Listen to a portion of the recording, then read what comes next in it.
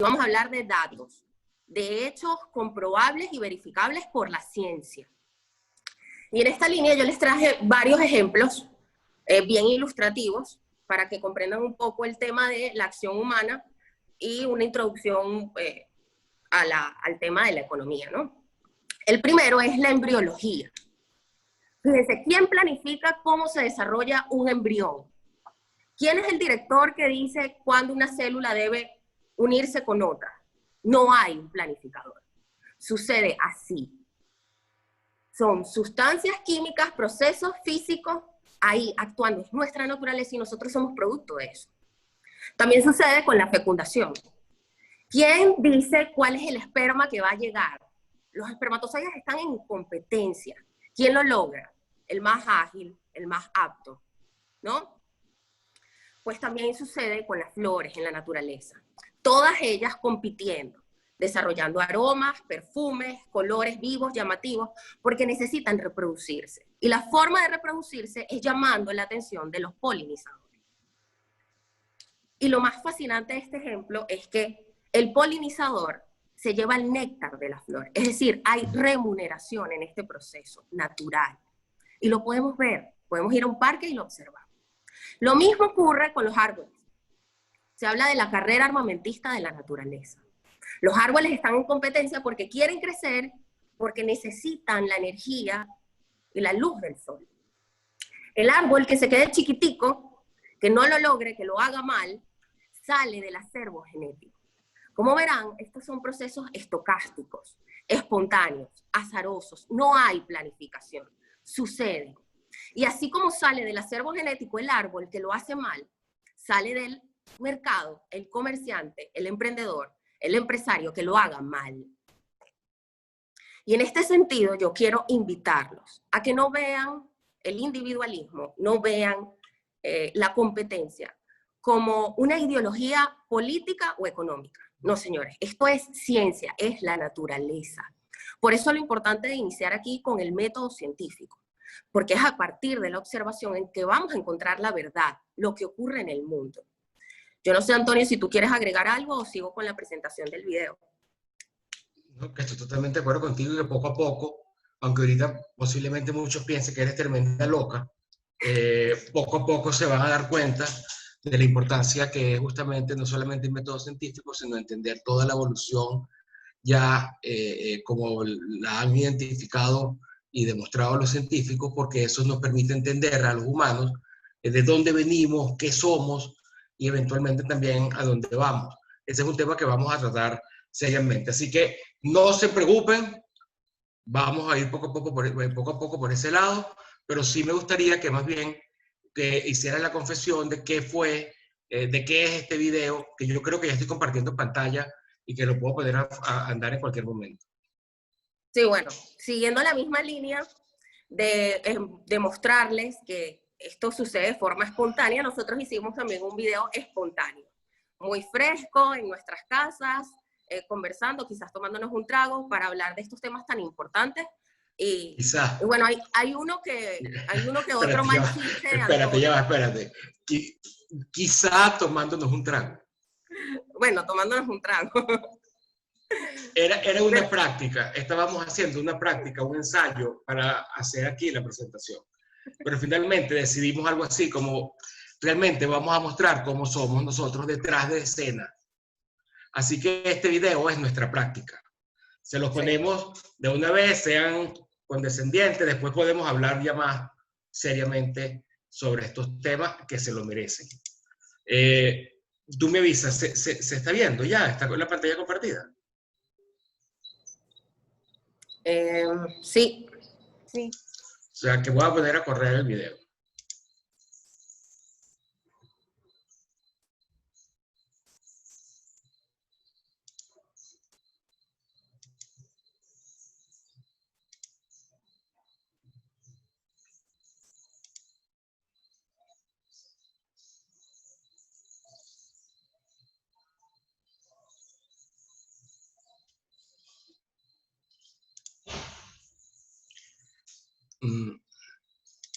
Espérense, ¿se estoy yendo?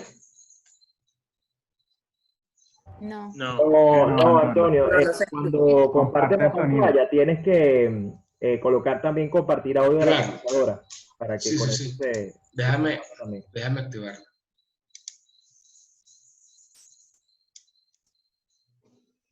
Bueno, gazapos como este nos ocurrieron durante toda la grabación, así que Si quieres, deja de compartir pantalla y vuelve a compartirla activando la opción de audio.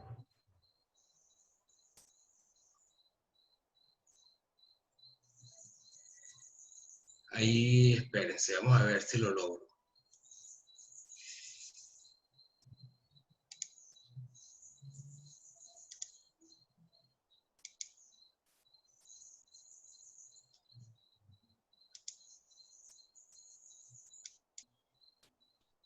Ok.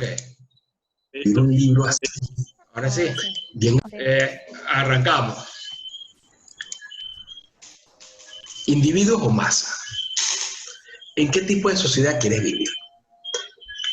Cuando Alfonso Herrera, Giuseppe Graterol, Pepo y yo nos pusimos a pensar en escribir un libro así, bien amplio, que analizara cómo se puede organizar la sociedad en los dos grandes polos, y analizarlo de diferentes aspectos, la economía, pero también la ética, el derecho, la política, revisando incluso la historia.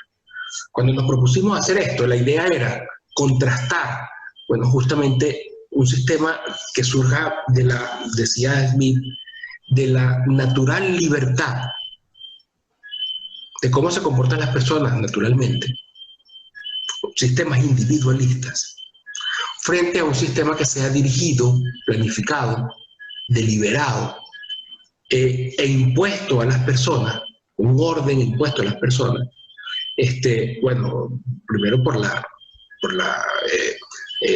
al final por la coacción. Entonces, esa dicotomía es la que nosotros queremos plantear acá en Individuos o Masa. Y cuando nos vamos a la acción humana, la economía, cuando vemos el comportamiento de las personas de esa forma, Heiber, como economía, uno de los puntos centrales, y donde hay una contradicción allí gigante, es en de la creación de riquezas. Porque uno puede entender que las riquezas se crean en un proceso, en un juego de suma cero. Ya le vamos a explicar en qué consiste eso. O que más bien la riqueza es el resultado de sistemas de procesos positivos que generan sinergia. Y allí está en buena medida la discusión entre los dos sistemas. Pasa, Iber, quiero que reparemos en esto. Primero, vamos a hacer una aclaratoria. ¿Qué entendemos por riqueza? Y riqueza son los bienes, son las cosas valiosas, útiles para la vida. Riqueza no es el dinero. O sea, el dinero más bien es aquello que nos permite adquirir riquezas. Cosas que consideramos que son útiles, que son buenas, porque nos hacen la vida más fácil, más cómoda, más segura, más productiva, más divertida. Esos bienes, disponer de esos bienes, bueno, eso es justamente riqueza. Entonces uno ve un teléfono, un carro, una computadora o la ropa, alimentos. Son cosas que nos facilitan la vida. Ok. Si lo vemos así, entonces nos damos cuenta que la pobreza como tal no tiene causa. O sea, la pobreza es la falta de riqueza. No obedece a la actuación del hombre. Se nace así. En estado de naturaleza estamos en situación de pobreza. Es el punto de partida. De hecho, los humanos, por los sapiens como tal, por 190.000 años no fuimos capaces de generar riqueza. Vivíamos como cazadores-recolectores en una situación de sobrevivencia con lo menos. Porque siendo nómadas no tiene sentido producir o acumular y como que transportar riqueza, no. La riqueza en la revolución de Grecia se comienza a hacer después que se da ya los asentamientos con la agricultura, es decir, hace apenas unos 10.000 años como máximo. Entonces, mientras la pobreza no tiene causa, la riqueza sí tiene causa. La riqueza tiene causa en la acción humana. El hombre, en su actividad creadora, es que genera bienes que sean valiosos para él y después que ya satisface sus necesidades, ¿qué hace con esos bienes? Que sea también valioso para los demás, que puedas intercambiar. ¿Por cuáles bienes? Bueno, por otros bienes que tú no produces, pero que tú quisieras porque también son valiosos para ti, que han producido, por lo tanto, otras personas. Esa acción emprendedora, deliberada, racional, consciente, obviamente que hay ensayo, error y evolución, obvio, pero esa acción es la que supone la generación de riqueza. Y si nosotros queremos irnos como al extremo, bueno, vamos a pensar en una persona que no tenga con quién intercambiar, que esté aislada del mundo, que tenga que hacerse él todo, proveerse él lo que quiera o requiera para sobrevivir. Tenemos la historia de Robinson Crusoe, que por lo demás lo utilizan muchísimo los economistas clásicos. De hecho, fíjense como dice cuando uno lee en esta novela de Daniel Defoe, de qué trata. Entonces, la vida e increíbles aventuras de Robinson Crusoe, de George, marinero quien vivió 28 años completamente solo en una isla deshabitada en las costas de América, cerca de la desembocadura del gran río Orinoco, habiendo sido arrastrado a la orilla tras un naufragio en la cual todos los hombres murieron menos él. Ok, queda solo en la isla. Películas han hecho, yo no sé, yo imagino que han visto El náufrago con Tom Hanks, aunque es una película que cuando hacíamos un individuo masa estaba como más de moda. Pero bueno, él naufraga, en este caso se cae el avión, le trabaja en FedEx, se cae el avión y queda en una isla secreta, en una isla desierta. Vanessa nos va a echar el cuento. Mira, a ver, pero Vanessa, ¿tú dónde estás metida, Vanessa? Me vine a la playa para tratar de entender cómo vivía Tom Hanks en náufrago.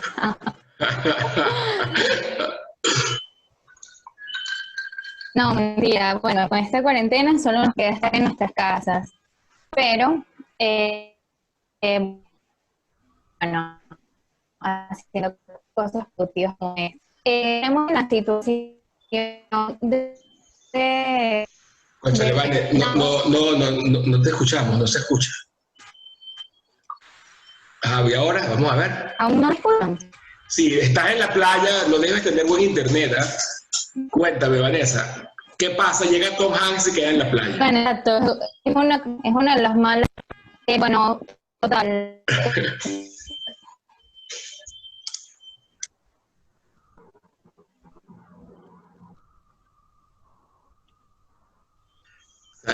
Lo triste de vivir en un país comunista es que en la ciudad es como si estuvieras en estado de naturaleza.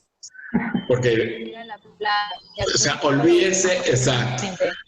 Mira, Vanessa, no te has visto, o sea, la cosa ha sido un desastre, como si estuvieras en la playa. Así que vamos, vuelve otra vez a la ciudad, aunque sea Caracas. No, y cuéntanos. ¿Ahora sí me ven bien? ¿Ya sí, vale, te ves bien, ya volviste. Bueno, nada, quería acotar que respecto al náufrago, si no todos, así sea la persona más rica, termina en una isla desierta, ya entendemos que están en el nivel de pobreza. ¿Por qué? Porque si entendíamos anteriormente que la riqueza era tener bienes y servicios para una vida útil o que nos sirva para la vida, la pobreza es todo lo contrario, es no tener bienes, servicios que nos ayuden en nuestro día a día. En este caso el náufrago ya no contaría con internet, cosa que nos pasa en Venezuela, no cuenta con electricidad, con teléfonos, una casa cómoda y confortable. Entonces entendemos ahí que ya su nivel de pobreza es extrema y por ende también decimos que la pobreza es el principio de la vida misma, lo humano. Totalmente. De hecho, fíjate, Vane, y tienes toda la razón. Si tú estás en una isla no te vas a conseguir un par de zapatos, hecho como para ti. Te vas a conseguir cosas complejísimas. No sé, cualquier fruto. Más compleja que cualquier cosa que pueda hacer el hombre, es verdad, pero no están hechos para el hombre. No son tan útiles Por para el hombre. eso, ¿Cómo se hace eso? yo creo que por eso es que necesitamos el ingenio, el intelecto, la mente, las ideas de lo que es capaz de ser humano, ver, analizar lo que tiene a su alrededor, una naturaleza hostil, que si bien brinda posibilidades y recursos, de la mente del ser humano, de su ingenio, de su capacidad de innovación, para que al tener todos estos recursos a su alcance pueda convertirlo en lo que él necesita para sobrevivir. Y en la medida que esto tenga éxito en los bienes que él realice, se puede considerar que es una persona más rica, porque seguimos partiendo del mismo concepto de riqueza. Claro, de hecho, fíjate, Vane, viéndolo, es que es así de simple.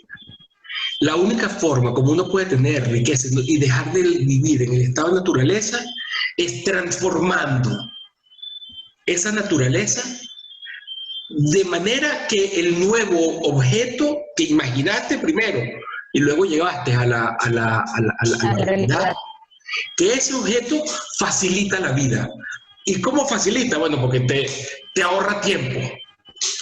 En vez de cazar, gracias a una lanza, en vez de pescar con las manos un pescado al día, con una lanza que construiste, que ya cambiaste, imaginaste una rama y la convertiste en una lanza bien afilada, puedes a lo mejor atrapar 8, 9, 10 pescados. O sea, es a través de la realización de las ideas y la transformación de la naturaleza que se genera riqueza. Y usando esa capacidad con la que contamos los seres humanos para hacer una vida mejor tanto para nosotros como para los que nos rodea en este medio de cooperación. Obviamente. Mira, Leo. Ajá. Fíjate, de esa historia de Robinson Crusoe, del náufrago de Tom Hanks, creo que podemos sacar que se puede crear riquezas de la nada. Vamos a ver otro ejemplo y los comparamos. De un lodazal, un alfarero crea jarrones y vasijas para la gente. De tierra con agua, genera algo útil que puede vender, que a alguien más le puede interesar para mejorar su vida. Otro, con la misma tierra con agua, genera ladrillos o bloques para construir una vivienda, una oficina, un refugio, lo que sea. ¿Ah? De la nada, con ingenio, con acción humana, con creatividad, generan cosas, generan riquezas. Entonces, Robinson Crusoe no fue así. O sea, él estaba en el medio de la nada y se inventó en el medio de la nada una serie de herramientas con los recursos disponibles que tenía allí y con eso fue generando riqueza. Importante aquí con esta palabrita. Nosotros a veces, muchas veces escuchamos que los países ricos es porque tienen muchos recursos. Creo que los venezolanos no somos expertos en decir que eso no funciona tan así. ¿Ah? No, la riqueza no viene dada por la disponibilidad de los recursos, sino viene dada por lo que hacemos con los recursos, como la inventiva, como la creatividad, como la acción humana transforma, como dijiste muy bien, Antonio, esos recursos en algo más. Y me quedo con otra cosa, simplemente lanzando el comentario. Muchos de esos productos, bienes, hasta servicios que son obra de la acción humana, hoy en día lo consideramos básico para nuestro día a día. Y muchos hasta lo llegan a llamar derechos. O sea, como que tenemos un título exigible para que nos los den. Tema que vamos a tener que tocar. Punto de esto es que la riqueza no existe ya. La riqueza no nos ha acompañado desde siempre. Tiene una causa, como lo decían hace rato. Se tiene que crear. Puede ser desde la nada, desde este aprovechamiento de recursos tan tontos como la tierra y el agua. O, como conforme hemos venido avanzando, de cosas mucho más interesantes. Pasamos a la siguiente.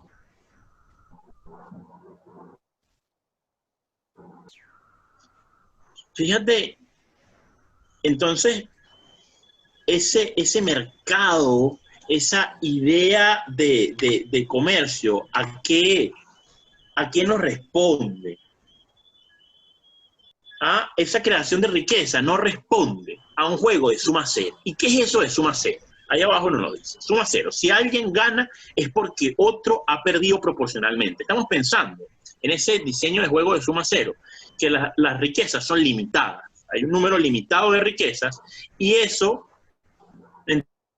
entonces cuando lo distribuyamos entre todos, si alguien tiene más es porque alguien tiene menos, como un juego de póker o de blackjack. Cuando ponen las piezas de la mesa, cuando ponen las fichas en la mesa, el que gana toma las fichas de otro. Y hay un número de riquezas limitadas allí.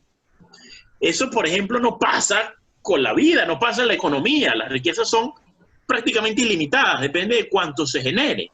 Porque unas personas tengan puesta ropa de invierno, como las modelos a la derecha, no implica que los otros entonces no puedan tener otra ropa. Un ejemplo tal vez burdo, pero es para que vean lo evidente que es esto y que a veces no lo entendemos. Y ojo, no lo entendemos porque va en contra de nuestra naturaleza. Yo quería entrar allí, justamente allí es donde tú estás llegando, Leonardo, porque si uno ve que alguien tiene mucho y ve otro que tiene poco y están al lado, uno inmediatamente asocia con que le quitó, le robó, le hizo trampa y por lo tanto se aprovechó del otro. Responde un juego de suma cero, es como en el póker. Si nosotros 5 comenzamos a jugar póker y cada quien pone 100 y uno solo gana, pero se lleva 500 y los demás perdieron 100. Esa es la visión que tenemos los humanos y que nos la conformamos porque evolutivamente nos permitió, nos favoreció la sobrevivencia. Vivíamos en grupos, en tropillas de 30 individuos, donde todos hacíamos todo juntos. Unos recolectaban, otros cazaban. Y imagínense qué significa que alguien casi no comparta. Primero que era imposible, había que aceptarlo, porque los otros te lo iban a decir, como pasa con los chimpancés, que uno casi sale corriendo con la presa, pero los otros lo agarran y se lo quitan. El punto es que tenemos como visión natural que los bienes existen y hay que distribuirlo en partes iguales. Eso se llama intuitivamente una comprensión de la economía de ajuste a la igualdad. Y cuando estábamos viendo que la generación de riqueza es más bien un juego de suma positivo, allí lo que hay es un incremento de la riqueza con las intercambios, con las negociaciones que hay entre las personas. Dímele. Importante ahí, simplemente para agregártelo, eso que tú estás explicando es el sesgo, ¿no? El sesgo con el que venimos todos programados en nuestros genes. Y es por eso que se dice tanto que la economía, tal cual como realmente funciona, es contraintuitiva, va en contra de esos sesgos intuitivos que tenemos como seres humanos. Y hay que entenderla. Y una vez que la entendemos, es como, wow, ¿cómo no lo vi antes? ¿Cómo no entendí cómo funcionaba eso? Y buena parte de esa comprensión pasa de este punto. Exactamente. Es un juego de suma cero, hay que distribuir en partes iguales y hay que poner el acento en la distribución. Y de ahí justicia distributiva y esta cantidad de conceptos. Porque es que allí sería injusto. Sería injusto que uno se quede con más que otro. Ahora, si no es un juego de suma cero, sino que más bien es un juego de suma positivo, lo que hay que hacer es estimular la creación, la generación de riqueza.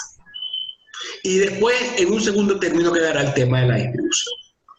Yo no sé, Valentina, si tú ibas a hacer un comentario aquí o eras tú, Jaime, porque ya entonces podemos como sacar las conclusiones de cómo se organiza entonces, cómo piensa un sistema individualista y uno, por el contrario, colectivista. Exactamente. Si me permites allí, y creo que es una pieza clave para entender esto, está el tema de cómo uno valora la riqueza. Al final estamos hablando de riqueza, estamos hablando de lo que son la acumulación de los distintos bienes, de las cosas que nos hacen la vida más fácil, pero ¿qué valor tiene cada una de esas cosas? Es uno de esos puntos donde ha habido conflicto a lo largo de la humanidad y es uno de los puntos que marca la diferencia entre un sistema individualista y un sistema colectivista.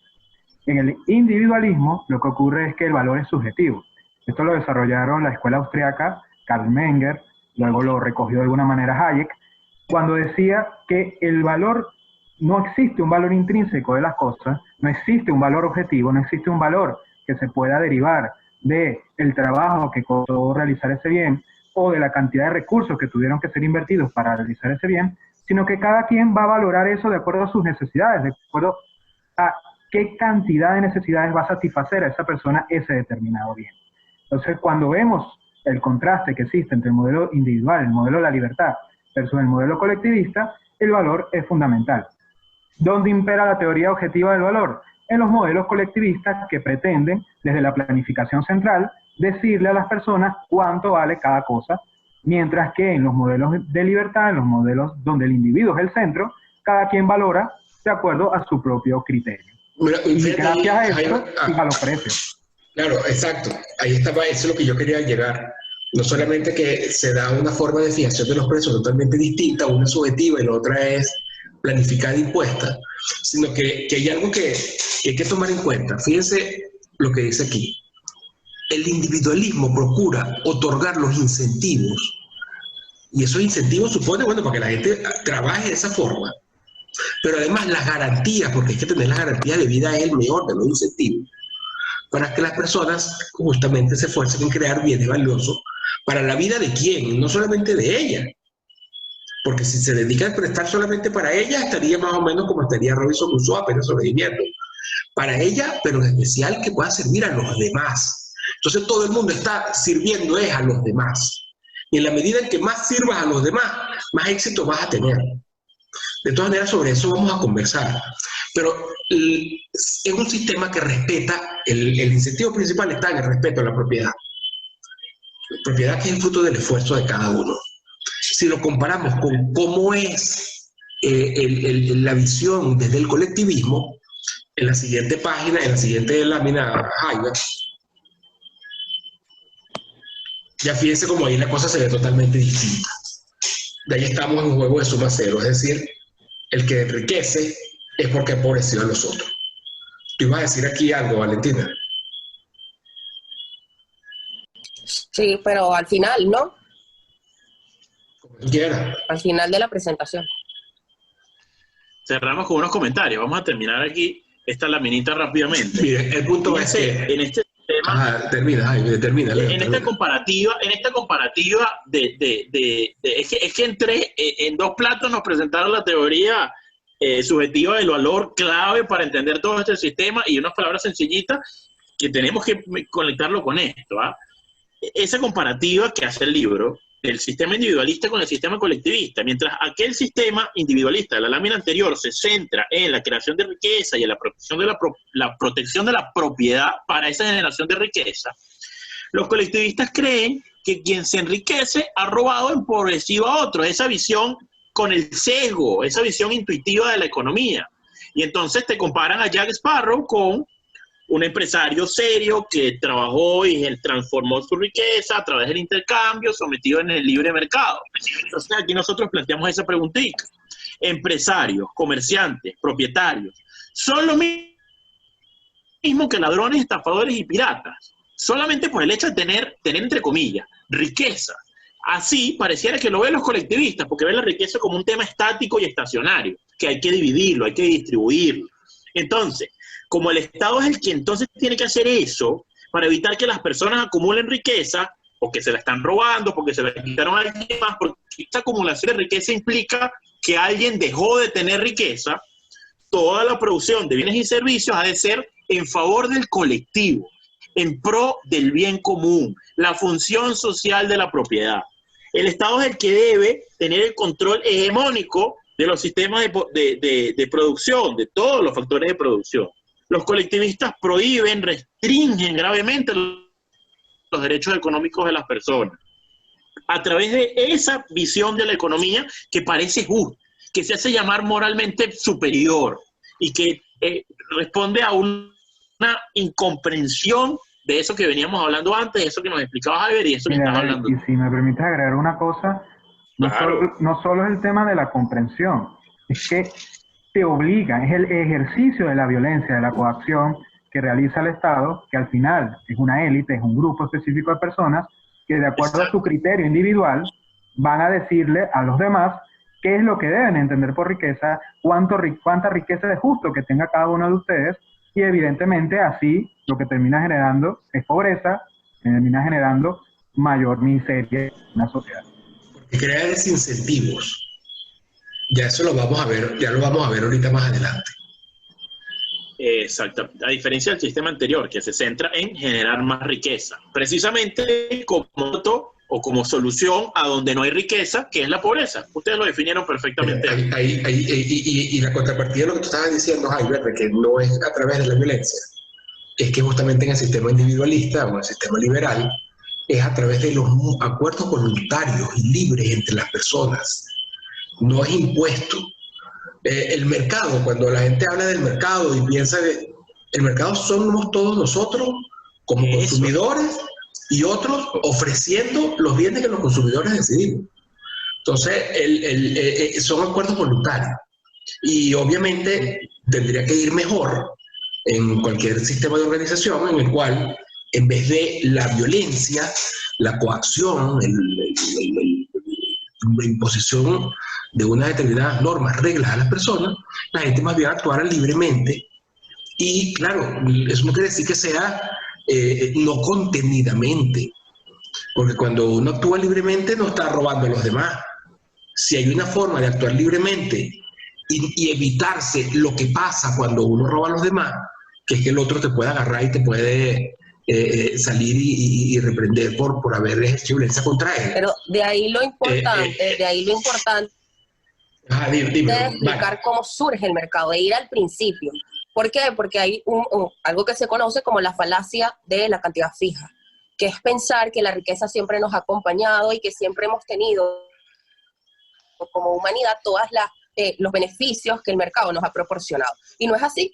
Así como la pobreza no tiene causa, es nuestro estado de naturaleza, y tenemos que trabajar y tenemos que esforzarnos para tener mejor calidad de vida, pues hay algo de lo que el hombre no puede escapar y es de sus necesidades. Y justamente el mercado surge para satisfacer necesidades.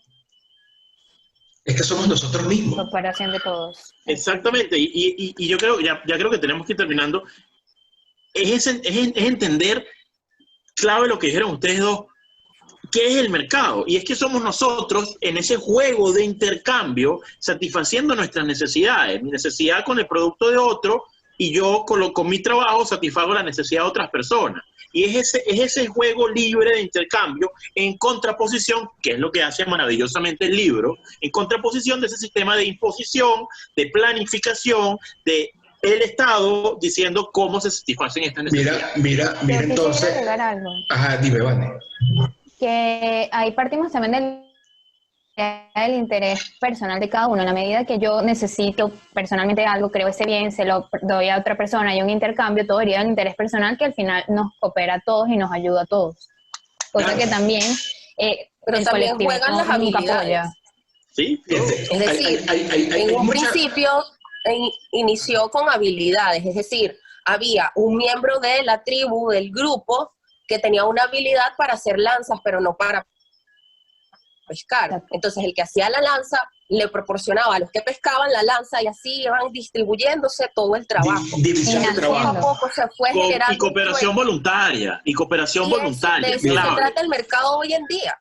Inició así, con cooperación voluntaria, con habilidades y con beneficios que aportaba cada individuo a la sociedad. Présteme atención todos, escúchenme. Esto quedó realmente muy bueno, así que yo creo que lo vamos a poner el viernes. Voy a parar la grabación. Listo, para la grabación. ¿Qué? ¿Así? ¿Estás loco?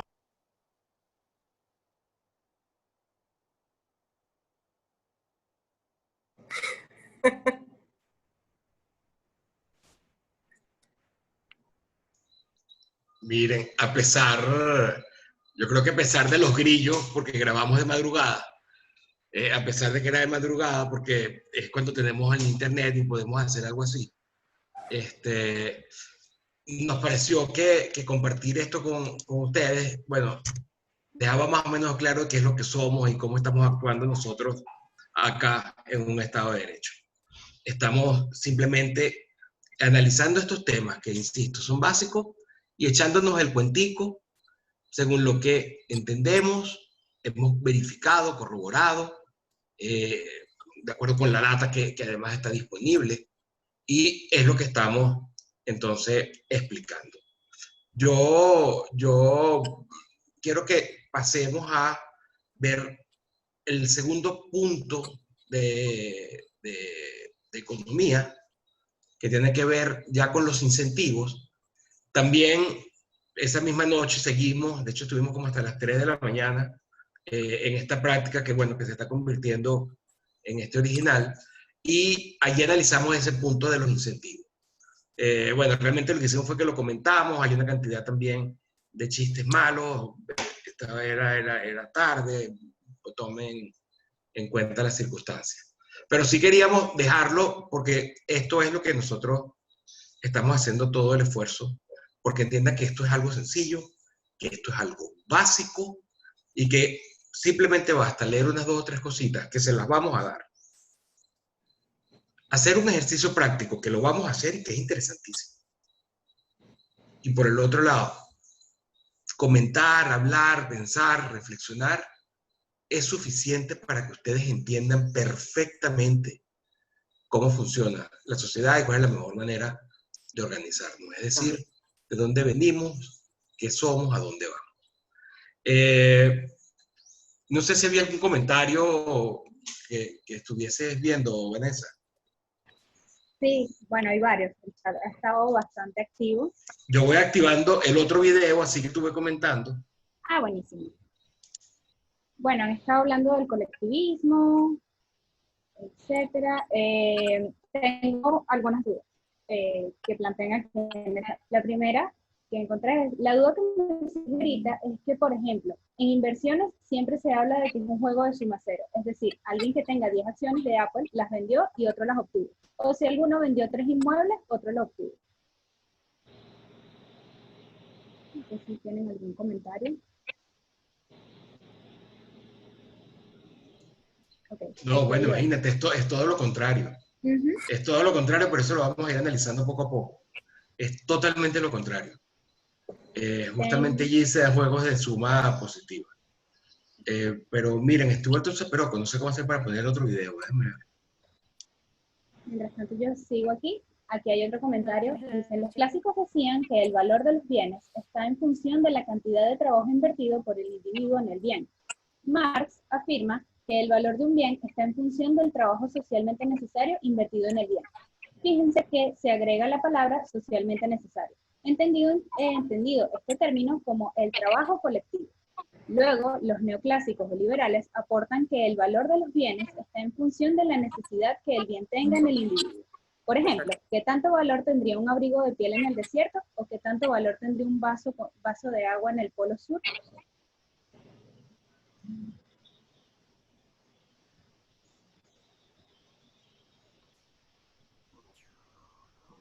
Ahí mientras Antonio termina de colocar el video, es correcto, esa contraposición ha estado presente en los autores básicos de economía, y yo les invito, y yo creo que una de las cosas que cambia radicalmente la concepción, la visión que puede tener cada uno de nosotros del mundo, es entender el tema de la teoría subjetiva del valor.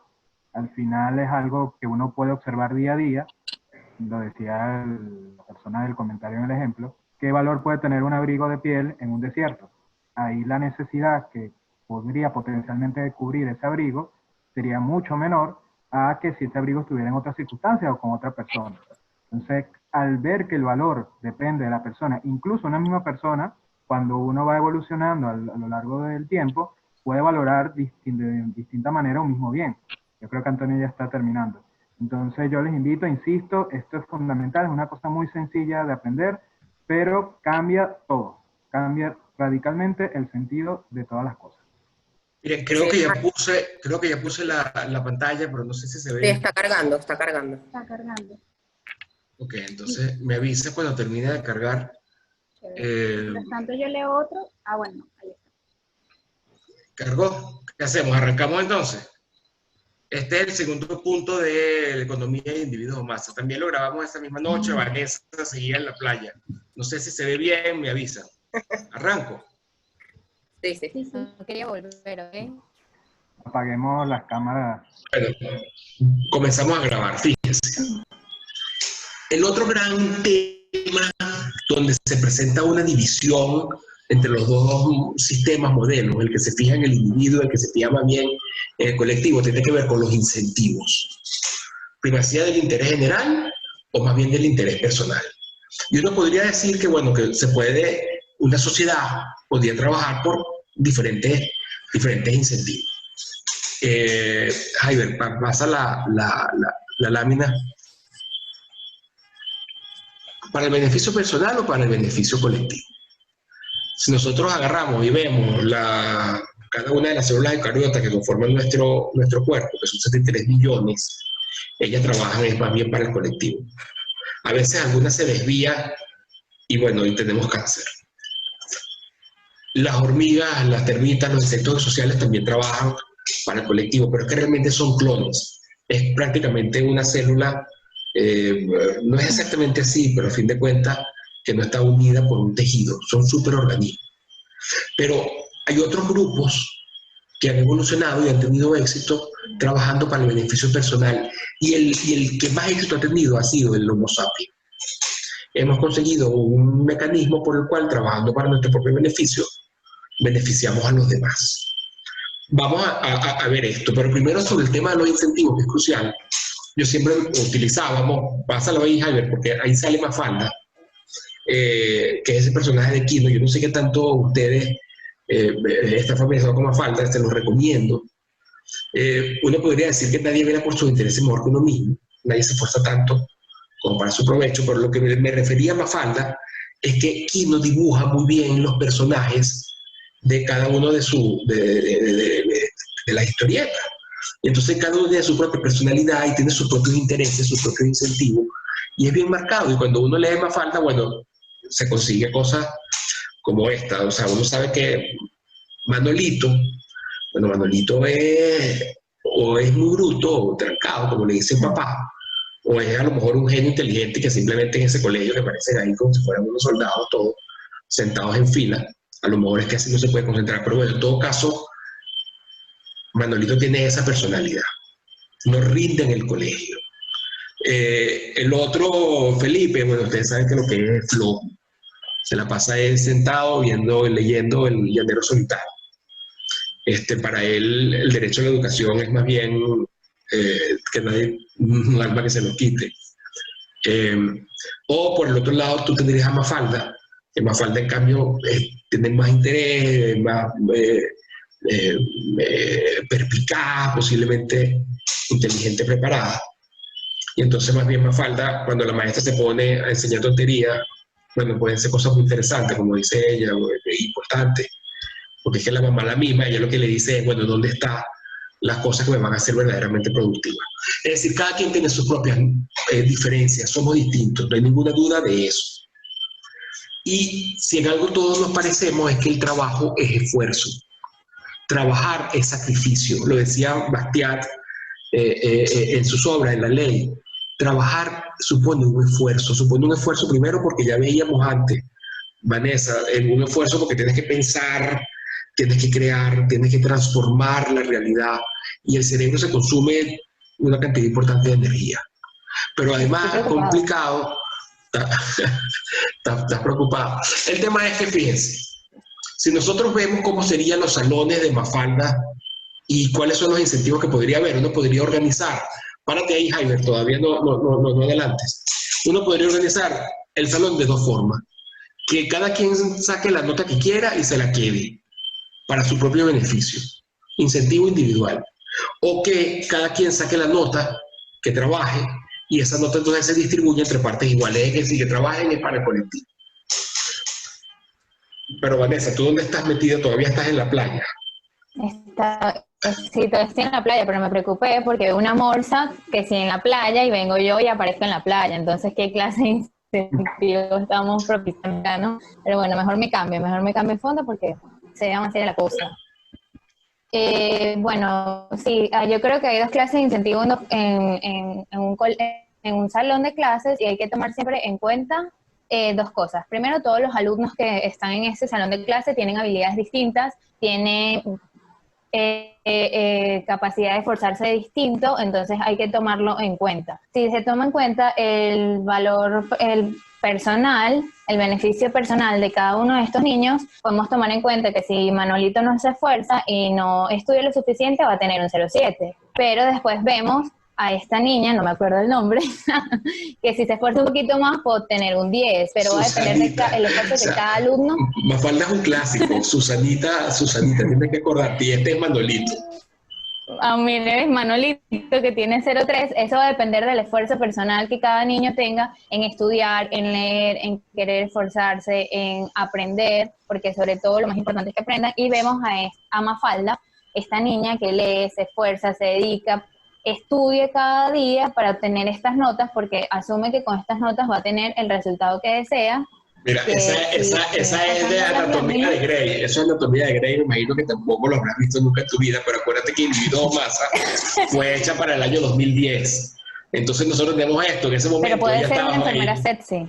Yo estoy seguro que ese chiste no era gracioso ni siquiera en 2010. Pero Bueno, para adelante. El tema era que es una doctora. Ok, seguimos. Okay. Bueno, una doctora linda y sexy, e inteligente, que es lo que quiere ser Mafalda, en la medida que su esfuerzo se refleje en eso. Pero también, ¿qué pasaría si en vez de un beneficio personal, tenemos un beneficio colectivo donde la nota que saque Mafalda, que puede ser un sólido 10, o un sólido 20, disculpe, y lo dividan entre todos los alumnos? O sea, su nota sea dividida y distribuida en cada uno de esos alumnos que no se esforzó. 10, esto es un robo. ¿Cómo le vas a quitar? Estás quitándole ese incentivo de querer fajarse, de su interés personal, de pararse día a día para ir al colegio, al dividir su nota en los demás, y que no se esfuerzan, que no se dedican de la misma manera, logrando que así Mafalda tome como decisión ser tan floja y tan vaga como Manolito. Decir, mira, yo me voy a relajar, yo no voy a estudiar, y si yo me relajo y no estudio, la nota de todos va a ser peor. Y no hay ningún incentivo para querer seguir adelante y esforzarse. Por eso que todos esos sistemas, Vanessa, terminan igualando hacia abajo. Terminan igualando cuando se impone un sistema así de inmediato. Y es porque ya ahí no hay meritocracia.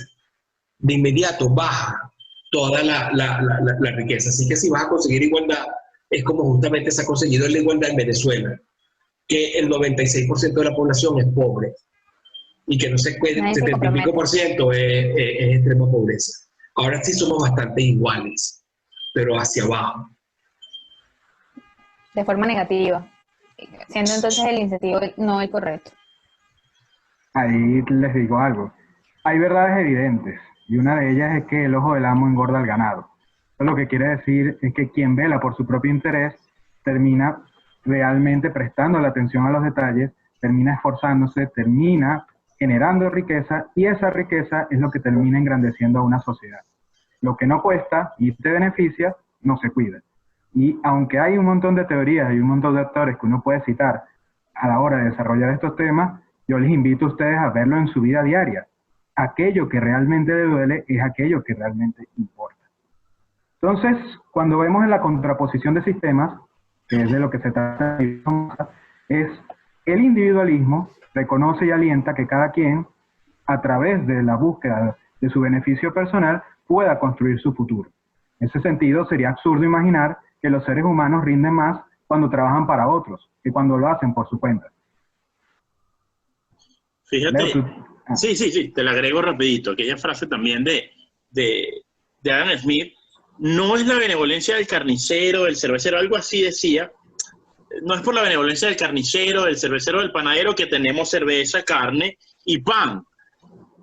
O algo así decía, no es de donde obtendremos nuestra cena, es de precisamente que ellos buscan sus fines individuales por el cual todos logramos tener esos productos. Esa es la manera en esa frase, no es por la benevolencia del carnicero, del panadero, del cervecero que podemos contar con nuestra cena. Ellos lo hacen es por su propio interés. Entonces fíjate que la frase termina, no apelamos a su altruismo, sino que apelamos a su egoísmo. Es decir, si uno llega pidiéndole a alguien, al relacionarse con alguien extraño, desde el altruismo, desde por favor, ayúdame que tengo hambre. Bueno, es posible que la otra persona le dé el pan o la carne o la cerveza, si tiene sed, una vez. Y si viene el día siguiente y vuelve a pedir porque tiene hambre, es posible que la vuelva a hacer. Pero lo que sí estoy seguro que por más bueno que sea el panadero, después de 2 semanas regresando a pedirle, tengo hambre, dame pan, le va a decir, bueno, pero ¿y a cambio de qué? O sea, ese tipo de relaciones, si uno apela a la benevolencia del otro, eso no sería estable, eso no se podría repetir. Porque las personas dicen, bueno, yo voy a trabajar para mí, porque yo me voy a esforzar para trabajar por ti, ¿a cambio de qué? Entonces, por eso es que uno no apela a ese altruismo, sino que uno apela, en especial estoy hablando, y en concreto con un desconocido, uno apela a su egoísmo. Uno apela a decirle, yo tengo esto que a ti te interesa, y tú tienes algo que a mí me interesa. Vamos a llegar a un acuerdo libre, voluntario. ¿Por qué no por la violencia? Porque si yo lo hago por la violencia, eso yo corro riesgo. Cuando a la mamá le dicen a los niñitos en el colegio, no le pegues a los demás, no ejerzas violencia, y lo está educando de esa forma, es porque es lo más conveniente a largo plazo. A lo mejor podría ser útil ejercer violencia a un solo golpe. Pero bueno, el punto es, uno apela al egoísmo del otro. Eso no excluye la solidaridad ni la caridad. Eso, pero queda a uno, queda a conciencia de uno. Porque es muy fácil ser benevolente con dinero ajeno. Esa frase también la escuchamos mucho. Y ojo, aquí en contraposición a los que creen que apelar al egoísmo es malo y eso significa que pobrecitos los que no tienen y tal. No. Primero, eso es un fenómeno que hay que estudiarlo como tal. Pero esto que ponemos acá no excluye la solidaridad ni la caridad, pero deja la conciencia de cada quien. Y es que cuando hay los incentivos correctos, un mercado de generación de riqueza, como veníamos hablando, tener una organización de caridad, ayudar a la gente, es un negocio y puede ser un negocio rentable para quien se quiera dedicar a eso y buscar el dinero, obtener o producir el dinero para ayudar. Y eso existe y eso pasa muchísimo más en sistemas donde hay generación de riqueza que en sistemas donde todo depende del Estado. Pero bueno, esos son temas que tocamos más adelante. Ahí te lo digo, Leo, y te lo dejo como a la observación de nuestro público. Vean ustedes en sus comunidades, en sus familias, cómo existe solidaridad, pero es una solidaridad voluntaria. No es la solidaridad que surge de la violencia, de la coacción, sino sencillamente de la voluntad de cada uno de nosotros en ayudar a las personas que nos rodean. Y esa solidaridad es estable, esa solidaridad se puede mantener en el tiempo. La que se emplea a través de la violencia no es solidaridad, es sencillamente robo, es sencillamente expropiación, es sencillamente quitarle lo que ha producido uno para dárselo a otro y en consecuencia obligarlo a dejar de producir. Entonces, esta contraposición es fundamental porque de lo que trata en la masa es de ese contraste entre el mundo, entre un diseño individualista, un diseño que promueve la iniciativa privada, versus lo que ha sido el modelo colectivista que como tragedia ha existido, de alguna manera se ha difuminado por gran parte del mundo. El colectivismo sustituye el interés propio por un fantasma de interés general. Siempre te van a vender que esa solidaridad malentendida es en favor del interés colectivo. Pero ¿qué es en realidad el interés colectivo? El interés del Estado.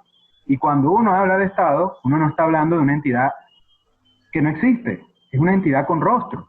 Es el rostro de aquellas personas que, de alguna manera, diciendo que favorecen el interés general, están favoreciéndose en su interés particular. Y eso lo estamos viviendo hoy en Venezuela.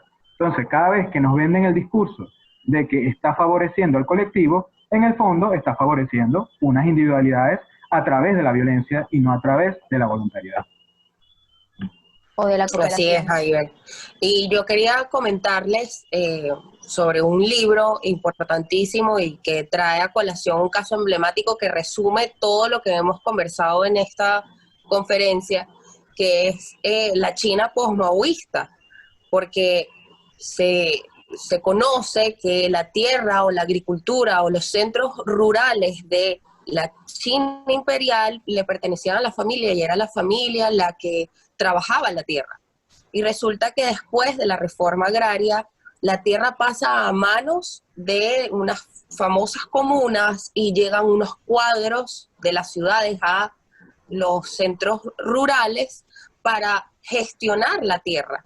Y resulta que le quitaron la propiedad a todas estas familias para colectivizarla y prácticamente los esclavizaron. Incluso se habla de un fenómeno que es la feudalización de la población china. Y resulta que ellos eran los que producían la mayoría de los alimentos en China y esto pues causó para ellos una envidia o un resentimiento con los poblados con los poblados urbanos, porque todo lo que ellos producían se iba a las grandes ciudades y ellos no veían ningún fruto de su trabajo.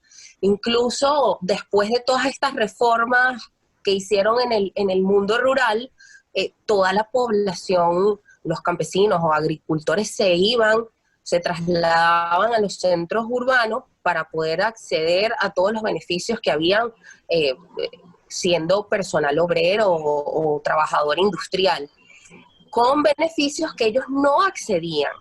Y por supuesto, la dictadura china, el comunismo chino tuvo que implementar cantidad de políticas para restringir la movilidad de los chinos, prohibir a las mujeres del mundo rural que se casaran con hombres de las ciudades, implementar cantidad de políticas que lo que hicieron fue que creciera el resentimiento entre estas dos castas, porque se diferenció el sistema de castas del mundo rural al mundo urbano, y por supuesto esto llevó a la muerte a 40 millones de chinos, y ellos lograron muchísimos años después, con el Banqiao Dahu, lograr la reforma agraria y volver a controlar la tierra. Mira, pero fue producto de muchas... Claro, pero y esa historia que ocurrió en China y que se vende normalmente contrario, como que desde el gobierno surgió un cambio, la imposición de un cambio económico, ¿no? Eso surgió fue básicamente por la rebelión de este grupo frente a esa ausencia de incentivos.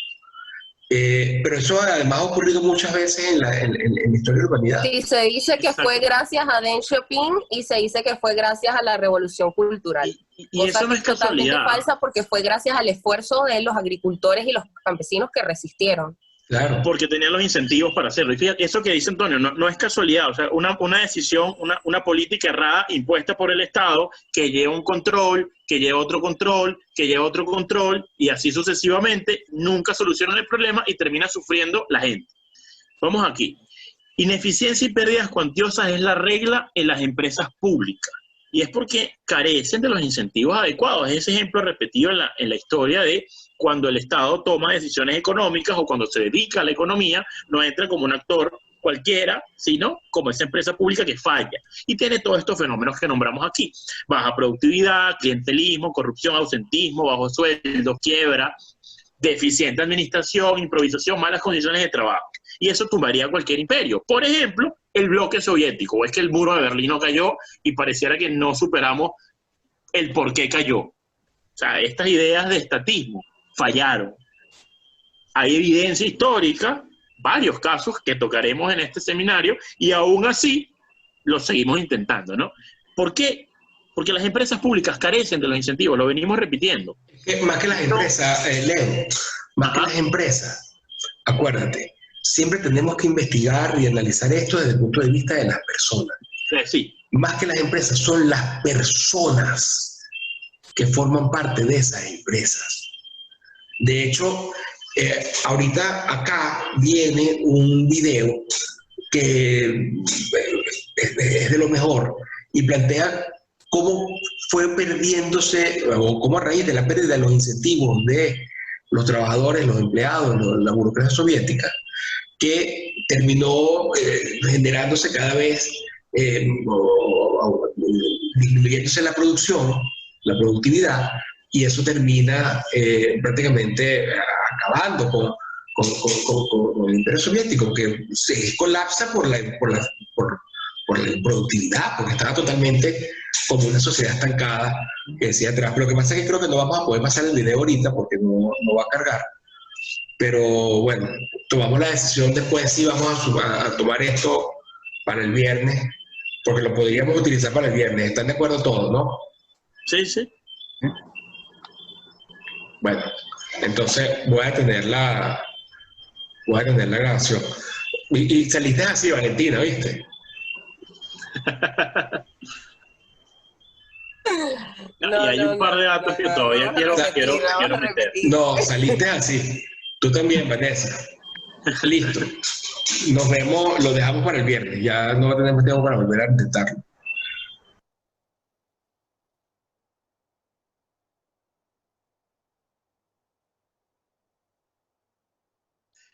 Realmente eso fue el martes, creo, como a las 2:30 de la madrugada.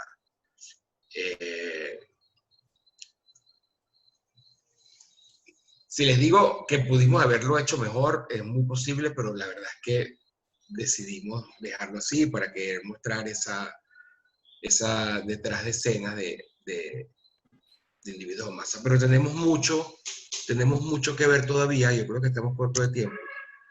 Así que tú tenías algún comentario, Jaiber, y yo voy a intentar poner rápidamente el video que explica este fenómeno de pérdida de incentivos y que se le atribuye, hay muchas razones, pero se le atribuye a ese, la pérdida de productividad y por lo tanto el colapso económico de todos estos experimentos comunistas, socialistas.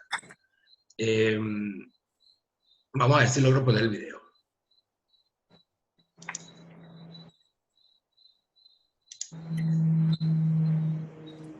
Jaiber.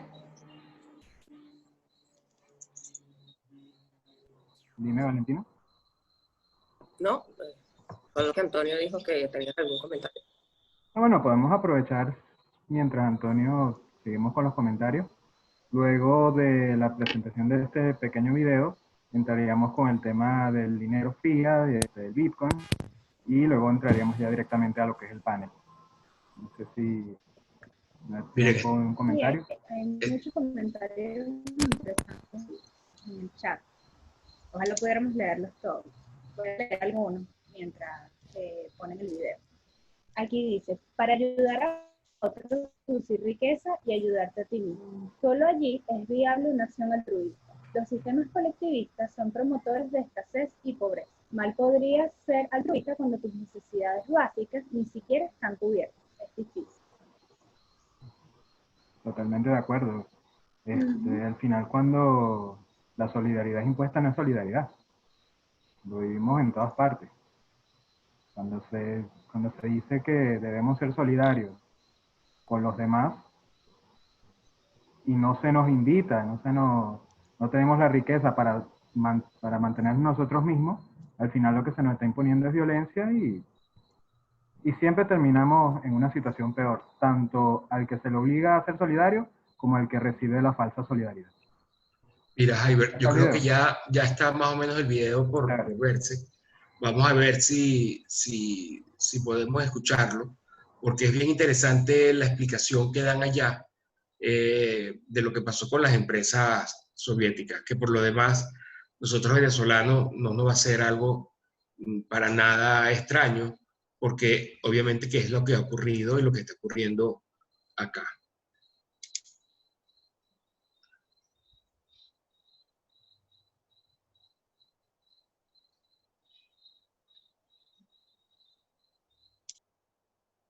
Soviéticos trazaban órbitas alrededor del planeta y sus submarinos nucleares merodeaban por los océanos. Sin embargo, tras 7 décadas de comunismo, la economía soviética resultaba ser deficitaria y su nivel de vida infinitamente menor que el de Europa occidental.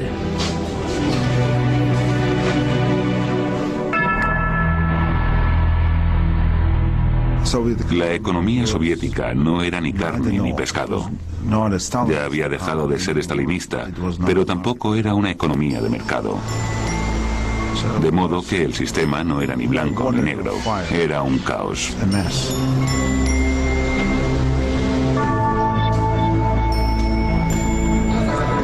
un joven e independiente economista, Grigori Yavlinsky. Redactó un informe sobre la improductividad de los trabajadores de las minas estatales. La gente no quiere trabajar. La gente no tiene incentivos. Una economía en la que las personas no están motivadas no tiene futuro. Por tanto, se puede hacer dos cosas. Ponerles una pistola en la nuca, como en la época de Stalin, o bien proporcionarles un estímulo, ya que desean ofrecer algo mejor a sus familias, pero no pueden.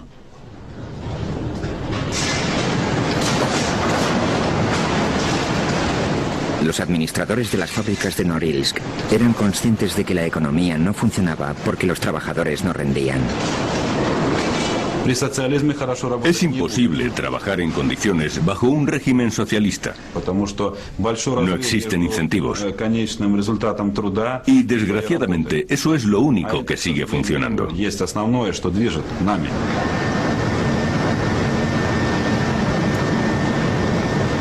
La gente viene al trabajo y hace lo justo para cubrir el expediente. Se echa la siesta, lee el periódico, hace crucigramas. El Estado continúa pagándoles, el Estado se empobrece, la gente se corrompe, sobreviene la bancarrota. Y eso es lo que ocurrió, el colapso de un gran imperio.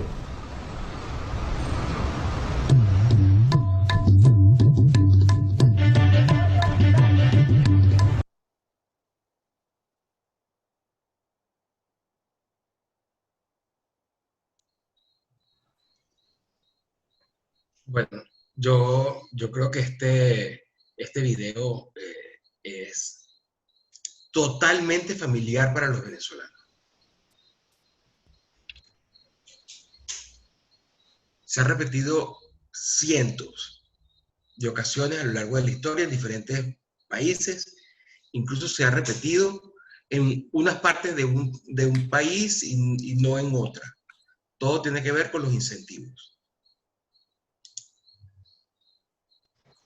Pero, si tú quieres, Vanessa, mientras yo intento poner ahorita una presentación de un tema que es crucial y del cual le vamos a hablar ahorita tanto Jaiber como yo.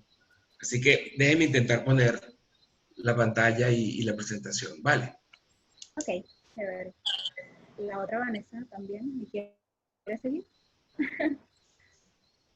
Sí, bueno, claramente la Unión Soviética es un ejemplo espectacular de cómo el Estado, la regulación del Estado en la economía, la verdad no da incentivos y no produce.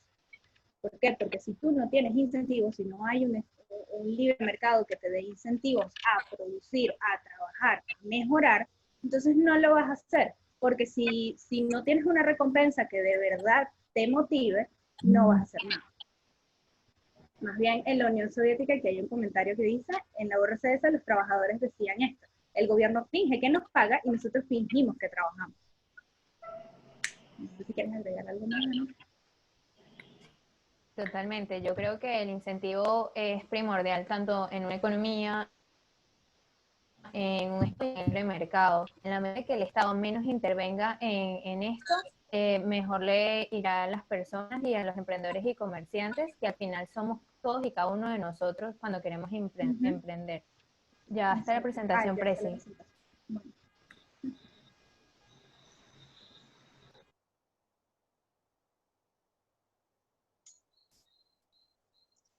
Ok, ya se ve esta presentación, fíjense.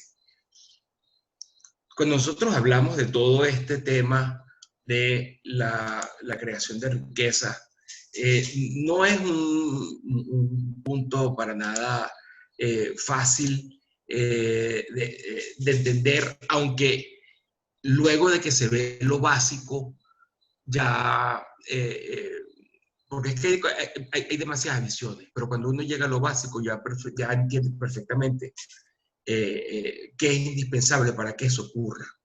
Y hay un elemento sobre el cual no solemos prestar atención, y mucho menos nosotros, que ya nos olvidamos que el dinero que nosotros utilizamos como dinero ahora, que es el dinero que hacen los estados, lo que emiten los bancos centrales, que es según la política económica, eso hasta hace 100 años no era considerado, ni puede haber sido nunca considerado como dinero. Hay el tema del dinero fiat, es decir, del dinero estatal, y cómo eso es un elemento que desarticula toda la economía. Es fundamental.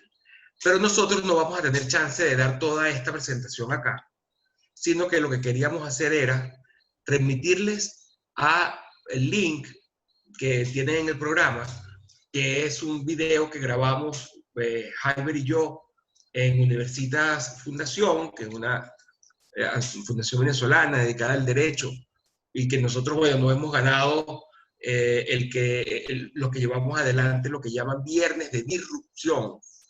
Antes decían viernes disruptivo, en definitiva, son estas ideas tan simples. Nosotros presentamos esta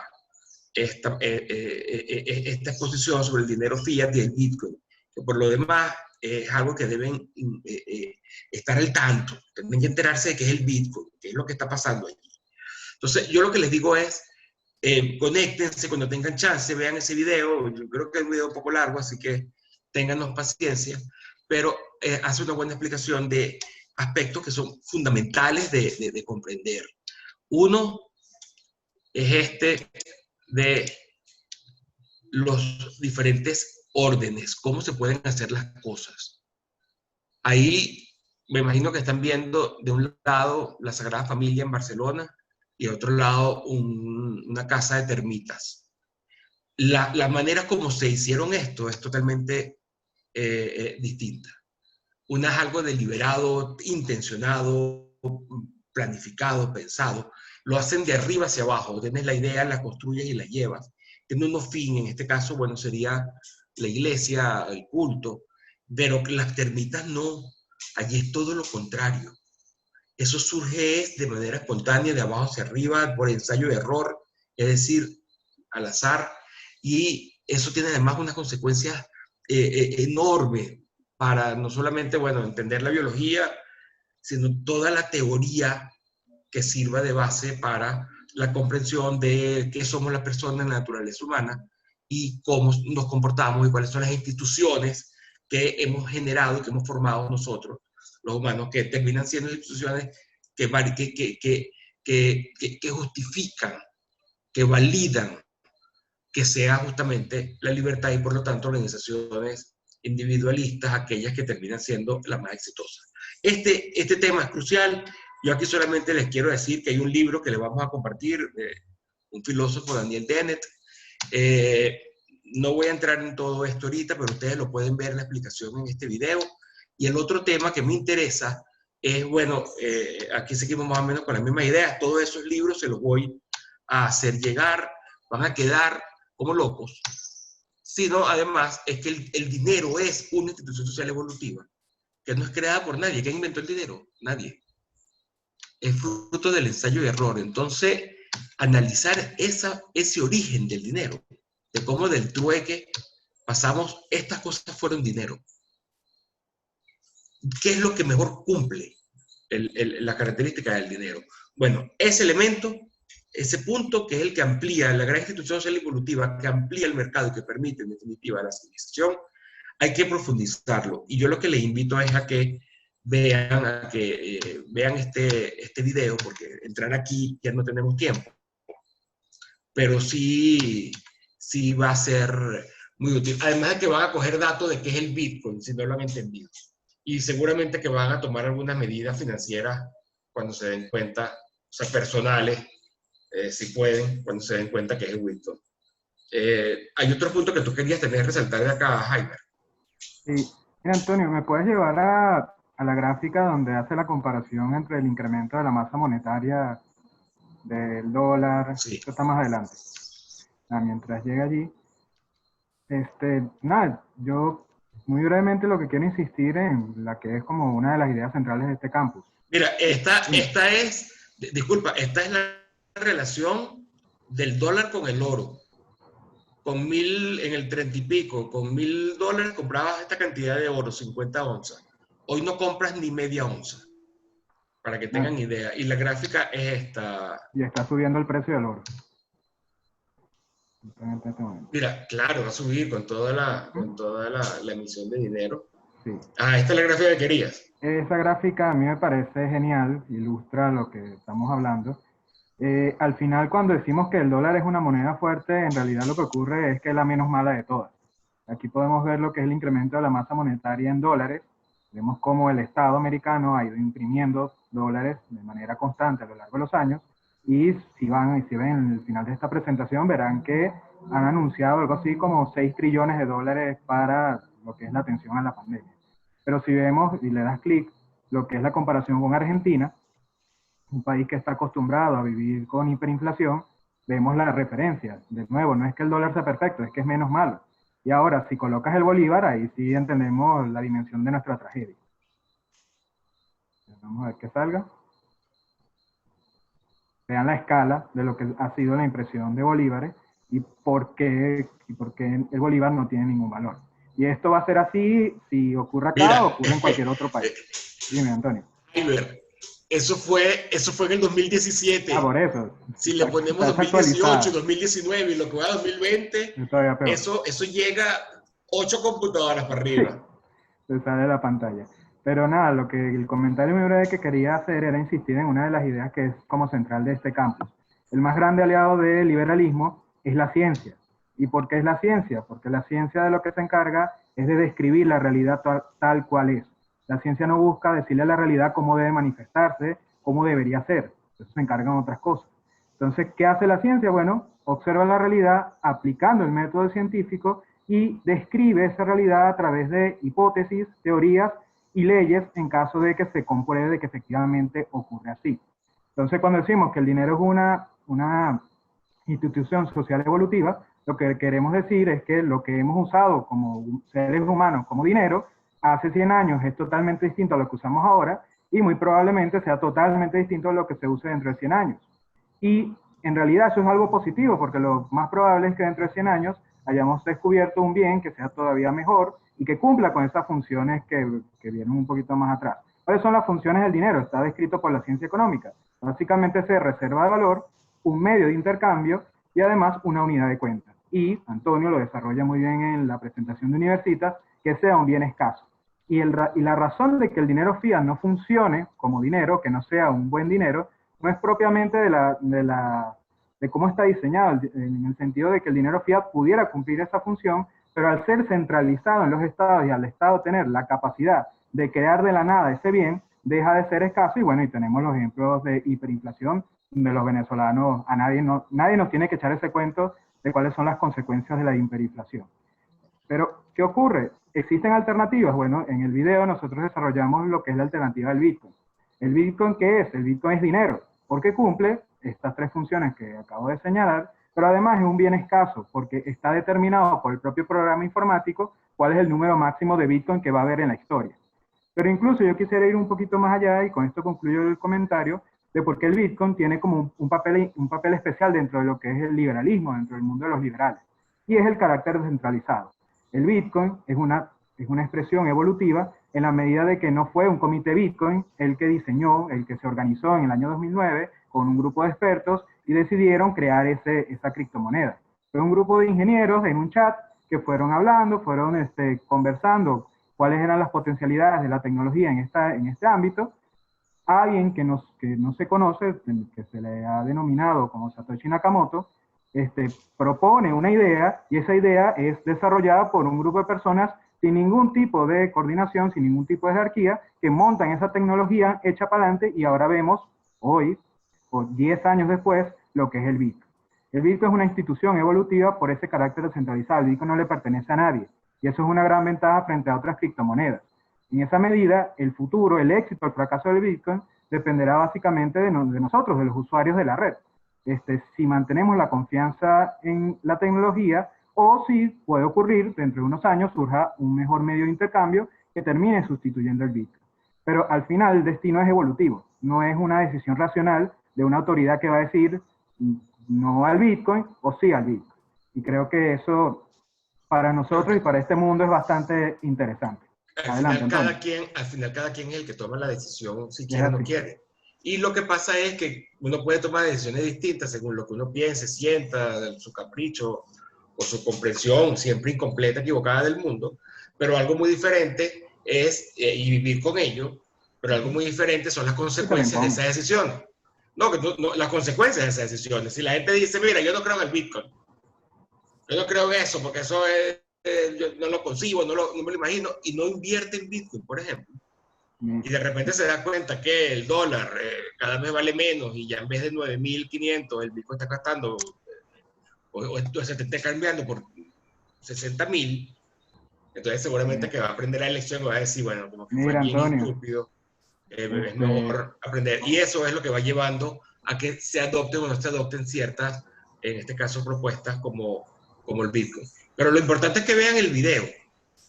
El video está en Universitas, en la página de Universitas Fundación, ustedes tienen el link, y lo que obviamente podemos discutir, incluso en el chat, sobre el contenido del video, sobre algunos de estos temas, digo en el chat de WhatsApp, sobre algunos de estos temas, pero yo creo que lo paramos hasta acá y comenzamos a ver cuáles son los comentarios. El único comentario final es que cuando terminó la charla con Universitas, nosotros le dijimos a la gente, oye, si te parece interesante y te gustaría investigar, compra Bitcoin, así sea $1, 10.000 bolívares. Y bueno, resulta ser que quienes hicieron caso tienen hoy en día como 15% de ganancia. Solo le dejamos ese dato allí. ¿Hace cuánto fue eso? Hace 3 meses. Tan poquito, yo creo que más. Yo creo que en esa época estaban en 6.000 y ahora están casi 10. Pero bueno, magnífico. ¿Qué hacemos entonces? Ahora vamos a estar en cuenta con los comentarios, preguntas que han hecho los participantes, ¿vale? Hay muchísimos. A ver. Por ejemplo, aquí hay uno, que es una duda recurrente que hubo en el chat en las presentaciones anteriores. Es cómo se puso en crisis la teoría de la justicia de roles y, más aún, qué hacen con las personas que no se pueden sentar a la mesa a jugar. Gracias. Sobre el blackjack y el póker, que liberan juegos como Xerox. Bueno, ese comentario hay que diseccionarlo un poco para que tengamos las analogías que nosotros tratamos de poner acá. Es una mesa de póker, la idea que queríamos poner de que es un juego de suma cero. ¿eh? Cuando alguien gana es porque los demás pierden. Cuando yo pierdo mi dinero, alguien más se lo ganó. Es un sistema cerrado, de riqueza limitada. La economía, la vida, no funciona así. Hay una cantidad de riqueza ilimitada, dependerá de la cantidad de riqueza que se genere. Y en ese sentido, si queremos seguir jalando de los cabellos de esa analogía, todas las personas se pueden sentar en la mesa. Todas las personas pueden comenzar a generar riqueza. ¿Cómo lo hacen? Trabajando, generando algún bien, produciendo algún bien, perdón, prestando algún servicio o cualquier producto que la gente, que el mercado quiera comprar. Y con eso, si alguien está dispuesto a pagarme a mí por lo que yo produzco, yo voy a recibir un dinero que yo voy a transformar en riqueza, en mejores condiciones de vida para mí. Me compro algún producto que mejore mi calidad de vida y ahí ese dinero lo transformo en riqueza. Y así funciona el mercado, así funciona la economía. Y eso es lo que queremos decir cuando decimos que la economía no es un juego de suma cero. No es porque yo me gané ese dinero, entonces alguien lo dejó de tener. No. Es un juego de suma positiva porque yo presté un servicio a alguien, yo dejé de tener horas hombre, a cambio de que me dieran dinero, y eso fue generándole riqueza a todas las personas, porque yo recibí la riqueza del dinero, aquella persona recibió la riqueza del servicio, el producto que yo venda. Eso es suma positiva.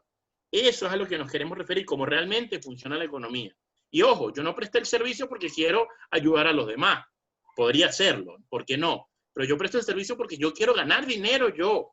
¿Por qué? Porque con ese dinero hago otras cosas. Entonces, pensando en mi bien individual, en ese egoísmo, la virtud del egoísmo, por ahí comentaban a Rand, yo estoy satisfaciendo las necesidades del mercado. Estoy ayudando a los demás buscando satisfacer yo mis propias necesidades. Esa es la magia del mercado. Esa es la magia, el milagro de todas estas teorías.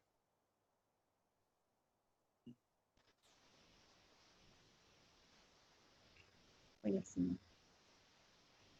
Bueno, aquí hay otros comentarios también acerca, sobre todo, de la regulación de la competencia y eso. Aquí hay uno. Hablando de monopolios estatales y eficiencia, en cuanto al punto neurálgico de la distribución del agua, ¿considera que debería ser este uno de los pocos monopolios estatales? En Chile existe un conflicto con esto. El caso es que el Estado comenzó a otorgar derechos a perpetuidad en la explotación de aguas y nacientes y en consecuencia existen grandes comunidades totalmente carentes de acceso al agua. Sencillamente se secaron por explotación extensiva por estos derechos privados de agua a perpetuidad. ¿Qué opinan de este tema?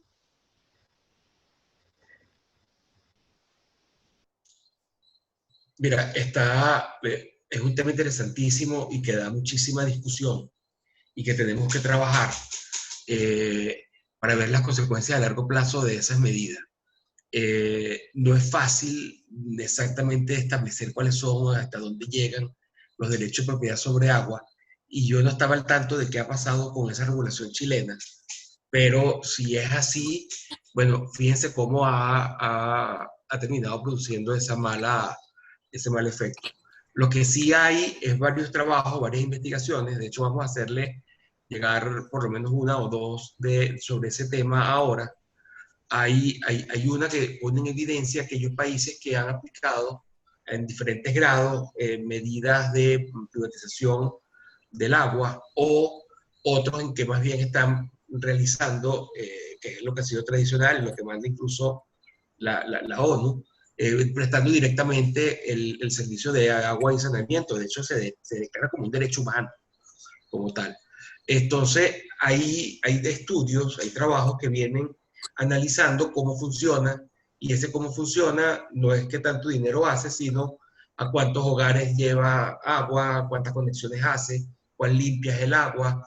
Entonces, cuando se ve desde ese punto de vista muy amplio, muy general, nos damos cuenta que la participación de la empresa privada siempre termina siendo muy beneficiosa. Ahora, Antonio, hay un punto que es clave. Dime. Hay un punto que es clave, porque si el Estado tiene que dar una autorización o una concesión, parece que no hay libre mercado. Es decir, ahí hay unas distorsiones. Es posible que el mal funcionamiento que a veces se le atribuye al mercado sea por regulaciones previas al mercado. Y sobre ese tema vamos a conversar mucho. Pero es tremendo planteamiento. Yo creo que el planteamiento sobre la protección del medio ambiente. Allí hay unos temas que habría que profundizar muchísimo, pero que si aplicamos el método científico, yo no tengo duda de que vamos a llegar a soluciones. Y yo lo que he visto, lo que he vivido, lo que he experimentado, lo que he leído, es que cada vez que se plantean algunos de estos temas a lo largo de la historia y se buscan diferentes soluciones, siempre aquellas soluciones donde hay menos coacción y más libertad, es decir, donde cada quien actúa voluntariamente de acuerdo con los demás, sin ejercicio de planificación o de coacción de otros, esos sistemas terminan siempre dando mejor respuesta, a lo mejor no de inicio, pero sí a mediano y en especial a largo plazo, que los otros. Entonces, y pareciera que tiene una explicación incluso científica, y sobre eso vamos a conversar muchísimo, pero como les digo, es un puntico a tomar en cuenta, y hay otros que son más básicos y que seguramente nos van a permitir, si lo agarramos bien, llegar a conclusiones sobre otros puntos más complejos. Aquí hay otra pregunta. ¿De qué manera el patrón oro evita la inflación del dinero? Bueno, Valentina, tú que trabajaste y que te impactó tanto el libro del periodista Adam Ferguson, pero Ferguson con doble S, que se llama Cuando muere el dinero. ¿Tú puedes dar una explicación facilita a esa pregunta?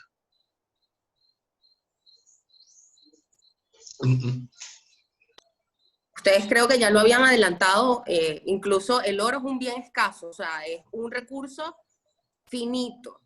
No es como el billete que se imprime y se imprime y se imprime y utilizan los estados para gestionar o pagar todos los servicios que de forma gratuita brindan a la sociedad. Ahora, por ejemplo, en la Alemania de Weimar, antes,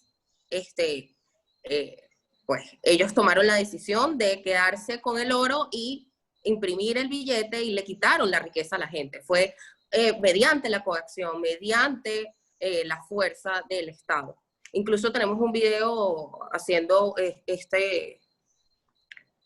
analizando este punto, Antonio. Pero creo que eso viene, creo que ese viene de la... Ah, ok. Eso lo ponemos ahorita. El de Patrón Bitcoin habla del mandato gubernamental, que es un libro, se elimina el oro, el patrón oro. Que es un libro maravilloso que tenemos que trabajar. Dime. No, la pregunta del patrón oro es interesante porque lo que ocurre es que esto es un tema histórico, está desarrollado en la charla Universitas, se lo volvemos a inventar, en el sentido de que el oro, la adopción del oro como dinero universalmente aceptado, fue evolutiva. Básicamente ocurrió porque era un bien que reunía esas características, servía para las funciones del dinero y además era escaso. Es decir, había una conciencia generalizada de que el oro tenía valor. En esa medida, las primeras manifestaciones de dinero era privado. Lo que ocurría, el problema del oro era la dificultad que tenía de trasladarlo. Entonces los bancos privados emitían certificados de papel moneda, que te daban derechos sobre oro que estaba almacenado en esas bóvedas, en esos bancos. Entonces, realmente lo único que ocurría, si yo era un comerciante que tenía que ir de un lugar a otro, en vez de llevarme el oro directamente conmigo, yo entregaba un certificado de un banco privado que a mi contraparte le serviría para ir a reclamar el oro cuando fuera conveniente. ¿Qué ocurrió? Cuando los estados empezaron a surgir, empezaron a tomar cada vez más poder, más competencias dentro de la organización de la economía, asumen la centralización de los bancos, asumen un control directo sobre las reservas de oro, mantienen el patrón oro durante un tiempo hasta que descubren que hay una oportunidad grandísima. Si ellos controlan el dinero, ellos controlan la riqueza, y efectivamente fue lo que ocurrió. Cuando se abandona el patrón oro, cuando ya no hay relación entre el billete que estás creando con otro tipo de riqueza a la cual está anclada, entonces tenemos el supuesto de inflación perpetua, y bueno, y cuando eso se desata, hiperinflación. Fíjate que lo que pasa con el oro es que de todos los bienes que existen en la Tierra, es el único que tiene, por su componente químico, primero que es prácticamente indestructible, y después que la producción del oro o seguir sacando oro es sumamente costoso. La ratio es enorme entre y para ponerle un número, después lo pueden corroborar, extraer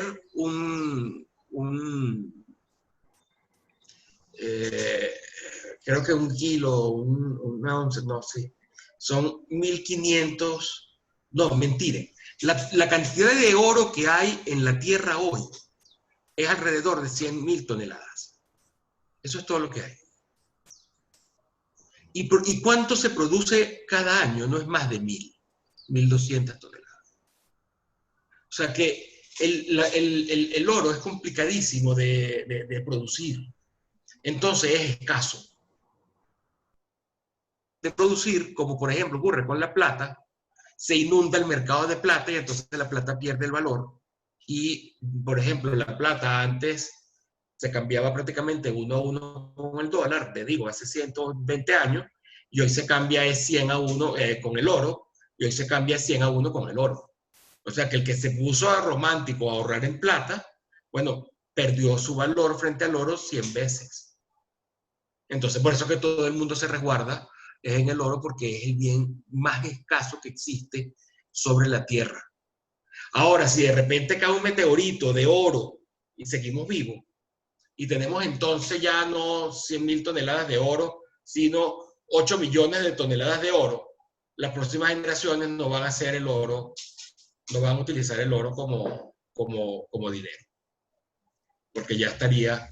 que es lo que nos ha pasado en definitiva a los venezolanos, que hay tantos bolívares que ya no se utilizan porque no tenemos cómo. No es un lugar para resguardar, o sea, un bien para resguardar el trabajo actual, y mucho menos que pueda ser un instrumento de intercambio que te vaya a servir a futuro. Entonces, el patrón oro impedía a los estados hacer su propio dinero porque permitía a las personas que tuvieran el dinero del Estado llegar cualquier día y pedir, regrésenme mi oro. Aquí está su billete, regrésenme mi oro. Entonces allí los gobiernos no podían inventar mucho porque si le veían a pedir el oro, bueno.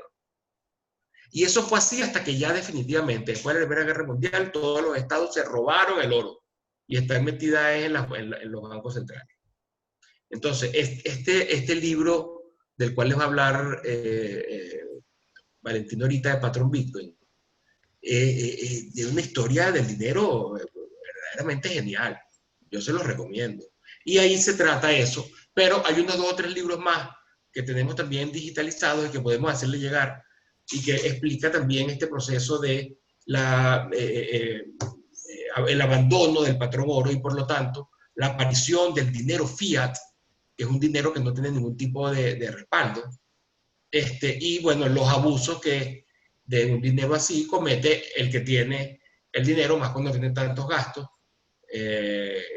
y más cuando en definitiva, bueno, la democracia va degenerando en ese populismo. ¿Hay algún otro comentario? Vale. Sí, hay una pregunta aquí muy interesante que dice, ¿cuáles son los incentivos que diferencian al sector público y al sector privado? Como por ejemplo, la empresa Apple versus Huawei. Esos eran justamente los datos que no metí en el video. No sé, Antonio, si quieres empiezas tú, yo te complemento, o al revés, como tú quieras. No, bueno, espérense, ya va. Sobre esto vamos a hablarlo a lo largo de todas estas sesiones con muchísimo detalle. Y el cálculo económico, Antonio, que es fundamental. Básico, eso que dijo Valentina. Claro, sobre esto vamos a ir poco a poco. Yo básicamente lo que les voy a decir es sobre eso. No es posible de que haya una empresa pública que sea eficiente. No hay. Si se hace una comparación frente a empresas que tengan competencia para proveer ese servicio, la empresa pública siempre va a ser ineficiente, pero grotescamente, abrumadoramente ineficiente.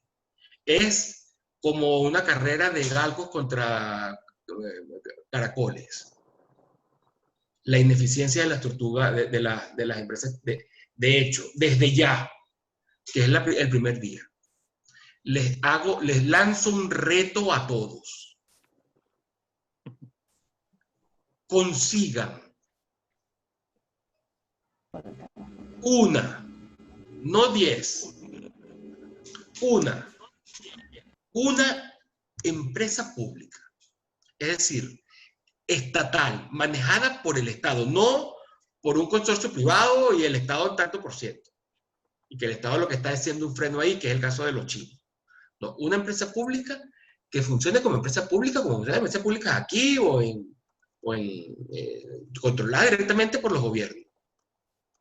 Que sea eficiente. Ninguna. No van a conseguir, no 10, una, consigan una. Que sean eficientes, no en Venezuela hoy, en todo el mundo hoy, o más bien, en todo el mundo en cualquier momento de la historia. Consigan una. Los reto. No me vayan a decir nombrecitos de empresas, investíguenlo. Vean quién es. Porque cuando me dicen, no, mira, DHL. No, mira, DHL, verdad que el gobierno la vendió justamente porque estaba en quiebra y entonces fue en ese momento que comienza a ser eficiente. O sea, busquen, investiguen en Google, en Wikipedia, y a ver si se consiguen una empresa que sea pública, que funcione. No hay ninguna, ni en Japón, mucho menos en los Estados Unidos. ¡Uf! Ya tienen una idea de qué pasó en el bloque soviético. En la Europa del Estado del Bienestar, ¿quién? No van a conseguir ninguna. Y es por un tema, comentario de un gobierno o empresa pública eficiente es como pedir que un elefante vuele. No, estructuralmente no pueden, y eso lo vamos a ver. O sea, yo se los digo con total seguridad. Obviamente que si me presentan una, o sea, supóngase que de acá todo el mundo hace la investigación y al final de todo esto llegamos a la conclusión de que hay una empresa eficiente. Supónganse que me consiguen una, porque yo en definitiva no voy a ser dogmático. Supónganse que me consiguen una. Pues, ¿saben qué? me dieron la razón. Si consiguieron una que funcione y tuvieron que buscar durante todo un mes, porque todas con las que se conseguían eran un desastre, entonces ahí estamos frente a la excepción que hace que la regla sea la de que todas son ineficientes, que es a lo que me estoy refiriendo. Consigan una y no la van a conseguir. Ahí en el chat hay varias empresas mencionadas y varias de esas ya las hemos estudiado. Búsquenla, revísenla. No sí, hay varias. Hay varias que ya conocemos que no. ¿Cuál nombran en el...? Ahí está el Servicio Postal de Estados Unidos. El Servicio Postal de Estados Unidos. Tiene 11.000 millones de pérdidas. Hay otras por ahí. Bueno, nada, el punto es esa última lámina del video que da el pie para todo lo demás. Los incentivos de los... PDVSA hace 20 años tenemos unos gráficos, se van a quedar sorprendidos. Es más, si hubo un momento en la historia de Venezuela en el que nosotros, en que empezó nuestra destrucción, y para eso hay gráficos, hasta ahorita, fue la nacionalización de PDVSA. Es correcto. Que incluso funcionaba bien apenas se nacionalizó por la buena guía y estructura de cuando era una empresa privada. Y ya venían de Y bien, 4 años comillas, antes exactamente. Porque no había estabilidad para que se invirtiera allá. Pero bueno, en todo caso, esos son datos, esos números. Allí no tenemos que discutir, ni que convencer a nadie. Allí tenemos que ir a ver los datos.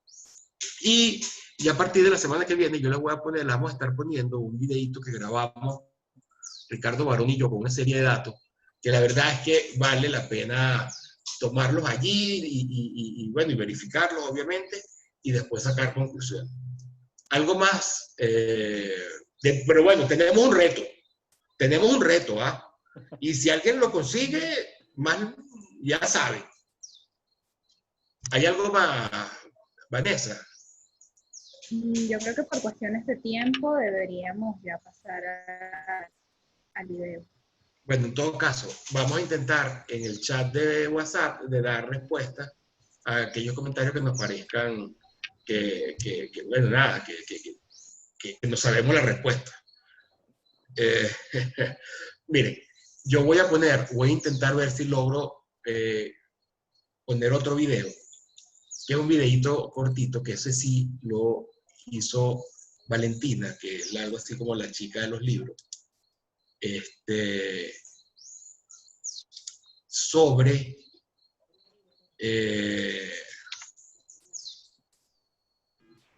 un libro que tienen que leer y se lo vamos a hacer llegar, que se llama justamente Patrón Bitcoin.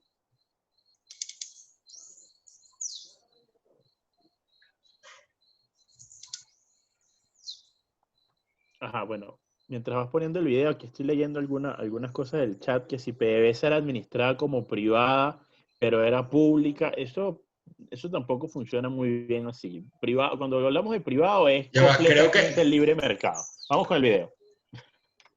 Creo que lo estoy... bueno, claro, si tú pones que privado son empresas privadas que están en un régimen de concesión o con una regulación estatal absoluta que les impide competir, innovar, etcétera, eso prácticamente ahí no... De hecho, no se habla de propietarios, sino que se habla de que son como o concesionarios o operarios del Estado. Este sistema económico se le conoce como el fascismo, por el duce de Mussolini, el sistema nazi. Mira, ¿compartió pantalla? Sí.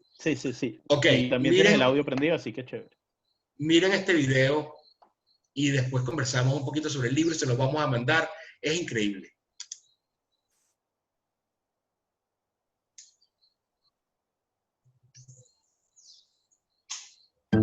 La Primera Guerra Mundial supuso el principio de la época del dinero regulado por los gobiernos. Su nombre común es el denominado dinero fiat, entrando en circulación solo a través del mandato gubernamental. En principio, no hay nada que estipule que debería ser utilizado como dinero y que no. Cualquier persona que decida adquirir alguna cosa, no por ella misma, sino con la intención de intercambiarla por otra, está convirtiéndola de hecho en dinero. Y como los individuos evolucionan, también lo hacen sus opiniones y elecciones sobre lo que constituye dinero o no. A lo largo de la historia de la humanidad, muchas cosas han cumplido la función de moneda. El oro, la plata, el cobre, las conchas marinas, piedras de gran tamaño, preciosas e incluso alcohol y cigarrillos. Bueno, bajo determinadas circunstancias. Las elecciones de la gente son subjetivas, de modo que no hay una opción de moneda correcta o equivocada. No obstante, las decisiones que se tomen en este sentido sí que deparan consecuencias. Patrón Bitcoin es un libro escrito por el profesor de economía Saifedean Ammous, en donde de manera didáctica pero exhaustiva explica la historia del dinero, los problemas y desafíos actuales bajo el modelo del dinero fiat y las perspectivas a futuro que abre la tecnología gracias al surgimiento del Bitcoin y el resto de criptomonedas. En este sentido, el autor desarrolla en los distintos capítulos del libro los vicios y las profundas contradicciones del sistema financiero actual, así como su fragilidad e inestabilidad cíclica, atada al intervencionismo cada vez mayor del Estado, el cual, lejos de resolver los problemas de naturaleza económica, terminan agravándolos, con fatales consecuencias para la riqueza y la libertad de los ciudadanos. Bitcoin, gracias a su modelo de red de información descentralizada, ofrece un servicio de pago confiable, seguro y transparente, con lo cual resuelve de manera definitiva muchas de las más grandes debilidades y deficiencias estructurales del sistema financiero actual. Pero lo más importante, el Bitcoin es un bien escaso. Apenas habrá 21 millones de Bitcoins. El último se minará en el año 2140. Esto otorga a los ciudadanos un mayor control y dominio de sus riquezas. Es un dinero sólido, es una buena reserva de valor y con ello el Bitcoin asegura un mayor grado de libertad, economía y seguridad a las personas.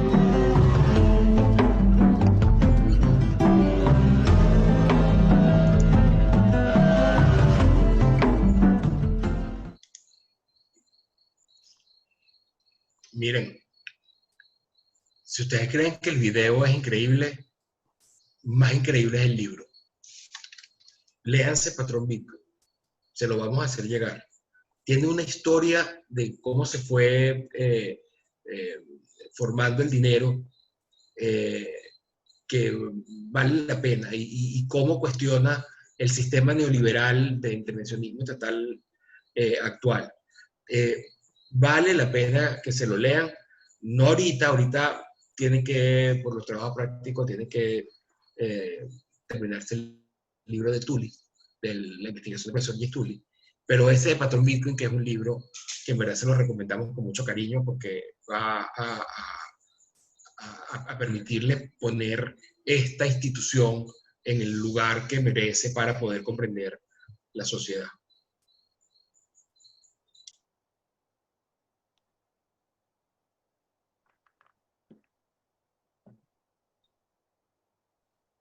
Nada, en verdad fue muy divertido mientras grabábamos todos estos videos, especialmente ese, porque era dificilísimo pronunciar el nombre de la autora. Pero vale la pena que vayan atando, o sea, todos estos contenidos están unidos unos con otros, o sea, la razón es el hilo del libro con otras cosas que hemos venido estudiando y analizando y con todo este contenido actualizado de Bitcoin. Pedro. No, pues muchísimas gracias. Creo que una muy buena primera sesión. Además que, bueno, se nota cuando uno compara este primer módulo del curso original y lo que es hoy, pues obviamente nos damos cuenta de cuánto ha evolucionado, ¿no? Cuánto han cambiado estos contenidos y cuánto hay que estar permanentemente sobre ellos para poder entender la libertad en todas sus facetas y en todos sus momentos. Y creo que es fundamental. Yo estoy muy, muy complacido. Me encantó además la buena discusión en el chat, todo el mundo muy atento, participando, muchas preguntas, pero también muchos comentarios. Y bueno, eso es lo que queremos, ¿no? Que esto sea dinámico, que ustedes puedan atender esas preguntas, que puedan generar esa discusión. Quisiéramos que fuera una discusión mucho más de salón real, con voz, con video, pero bueno, obviamente la plataforma y Digamos, la cantidad de personas no nos los permite, pero creo que mira, Pedro, hablando de eso, y además eso lo vamos a tener, hablando justamente, eso lo vamos a hacer en las sesiones prácticas, vamos a tener esa oportunidad, ¿no? Pero sí, cuéntame, Antonio.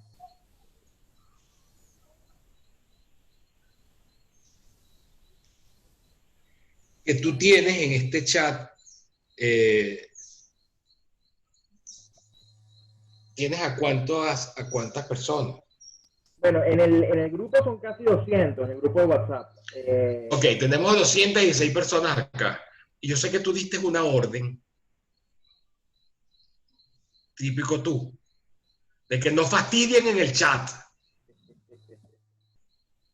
Pero yo te digo algo. Nosotros no tenemos todas las respuestas, pero estamos obsesionados con todo esto.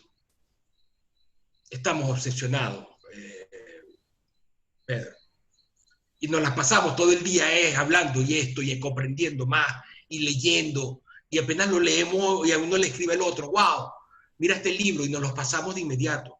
Y estamos descubriendo todos los días. O sea, ustedes no tienen idea de todos los libros que hemos leído juntos en estos últimos 2 o 3 años. No hemos parado, obsesionados. Les digo esto porque, bueno, es ese proceso de descubrimiento constante. Si ese proceso nos lleva hacia un camino u otro, tenemos que ser suficientemente honestos para decir, ok, este es el sistema que mejor funciona. Sí.